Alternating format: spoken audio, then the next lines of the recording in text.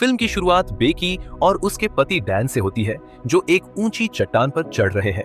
चढ़ाई खतरनाक है, लेकिन यह जोड़ा हर कदम पर एक दूसरे को प्रोत्साहित करते हुए साथ मिलकर काम करता है।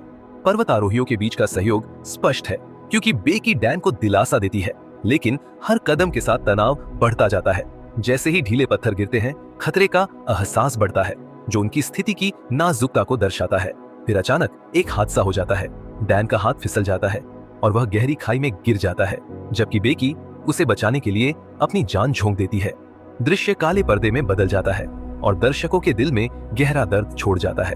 51 हफ्ते बाद की कहानी पर आते हैं। बेकी अपने पुराने व्यक्तित्व की एक परछाई बन चुकी है।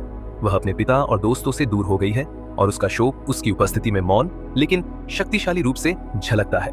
उसके पिता के वॉइस मेल उसकी चिंता दिखाते हैं, लेकिन बेकी आगे बढ़ने से इनकार कर देती है और डैन की यादों से चिपकी रहती है। बेकी दोस्त हंटर, जो एक एड्रेनालिन प्रेमी और व्लॉगर है, उसे अपने डर का सामना करने का एक तरीका सुझाती है: 2000 फुट ऊंचे एक परित्यक्त टीवी टावर पर चढ़ाई करना। हंटर को लगता है कि यह चढ़ाई बेकी को उसकी जिंदगी पर नियंत्रण वापस पाने और उसके शोक का सामना करने में मदद करेगी। दोनों अपनी चढ़ाई शुरू करते हैं। जंग लगी संरचना हर कदम पर चरमराती है। हंटर का निडर रवैया बेकी के झिझक भरे कदमों से बिल्कुल विपरीत है। दृश्य बेहद शानदार है, लेकिन एक अनजाना डर पूरे माहौल पर छाया हुआ है। बेकी सीढ़ी को कसकर पकड़ती है, जबकि डैन की यादें उसे परेशान करती हैं। शिखर पर पहुंचने के बाद एक और दुर्घटना घटती है।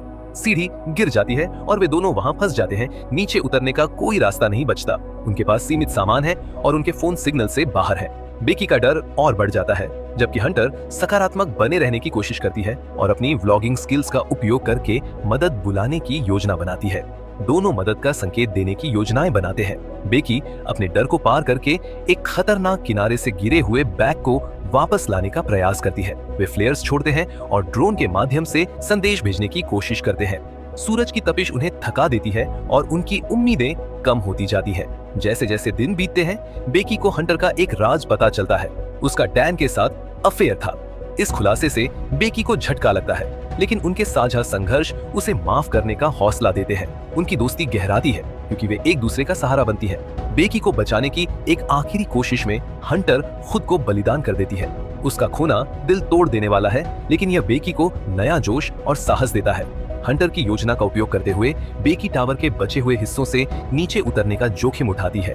तमाम कठिनाइयों के बावजूद बेकी बच जाती है और उसे बचा लिया जाता है। फिल्म के अंत में वह अपनी यात्रा पर विचार करती है। अब वह जीवन की चुनौतियों का सामना करने के लिए नए साहस और शक्ति से भरपूर है।